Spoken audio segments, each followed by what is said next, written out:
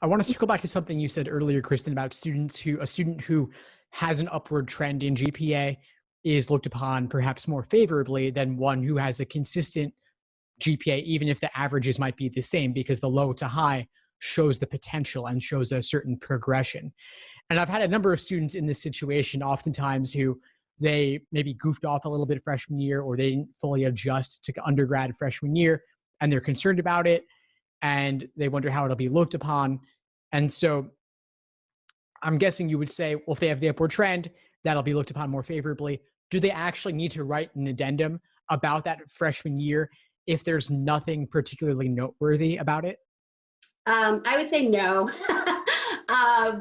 Sometimes people will, and they'll say I wasn't particularly focused or I embraced my freedom a little too much. And that's fine. I mean, if it gives an applicant some sense of security to know that they explicitly said it and expressed some regret, that's fine. But I really don't think it's necessary if there was an illness or some extraordinary circumstance that really made it impossible for them to perform at a peak level, and especially if it's right like the beginning of college, because that happens for a lot of people. I'm really homesick, or I did enjoy being without curfew.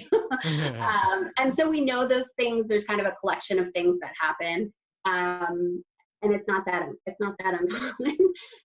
So we don't. I don't think an addendum in those cases is typically warranted. That being said, I'm not going to penalize someone if they want to just, on the record, be sure that they said, I goofed around and I'm really sorry about it. If it makes you feel kind of better to have put it out there, that's fine too. But Right. keep it short, just a couple sentences. Thanks for tuning into the show. Please subscribe if you haven't done so already to be notified of new episodes as I release them. And feel free to reach out if you need anything at all as you move forward with your prep. I'm happy to help however I can. In the meantime, I wish you all the best and take care.